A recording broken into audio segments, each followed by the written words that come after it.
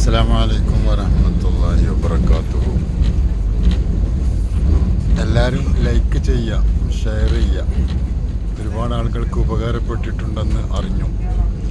പുട്ടപർത്തി സായിബാബ ഹോസ്പിറ്റലിനെ കുറിച്ച് വിവരം പറഞ്ഞപ്പോൾ എല്ലാവരും കേൾക്കുന്നുണ്ട്. ലൈക്കൊന്നും ചെയ്യുന്നില്ലെങ്കിൽ എല്ലാവരും കേൾക്കുന്നുണ്ട്. അവിടേക്ക് എങ്ങനെ എത്താൻ പറ്റുക എന്ന് ചോദിച്ചിട്ട് പല ആളുകളും വിവരം അറിയിച്ചിരുന്നു. എത്തേണ്ട വഴി പറഞ്ഞുതരാം. രാവിലെ കോയമ്പത്തൂരിൽ നിന്ന് 8:50 ഒരു ട്രെയിനുണ്ട്. എളുപ്പവഴിയാണ് പറയണത്. 8:50 ട്രെയിനുണ്ട്. 11:014 ട്രെയിൻ നമ്പർ.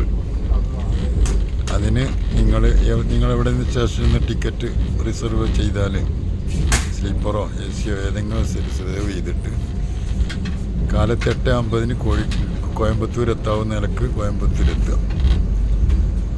അങ്ങനെ എത്തിയതിന് ശേഷം അവിടെ നിന്ന് ആ വണ്ടി നേരെ SSPN സായിബാബ നിലയം എന്ന സ്റ്റേഷനിൽ വൈകുന്നേരം 6 മണി 7 മണിയാകുമ്പോൾ എത്തും.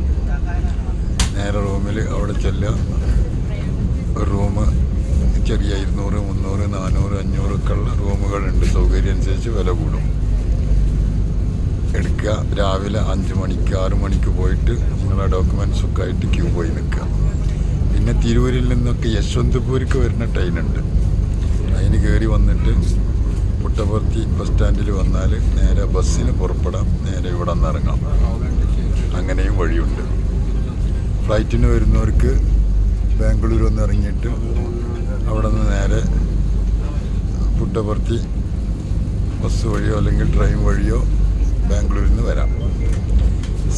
SSPN സായിബാബ നിലയം എന്ന റെയിൽവേ സ്റ്റേഷനിലാണ് ഇറങ്ങേണ്ടത്. വരാൻ ഉദ്ദേശിക്കുന്ന ആളുകൾക്ക് വേണ്ടി വഴി പറഞ്ഞു തരികയാണ്. ഏറ്റവും നല്ല എളുപ്പ വഴി ഇതാണ്. ബുദ്ധിമുട്ടില്ലെങ്കിൽ കോയമ്പത്തൂർ എത്തിയിട്ട് ഈ ട്രെയിനിന് പോരലാണ് ഏറ്റവും സുഖം. നേരെ ഇവിടെ നിന്ന് ഇറങ്ങാം.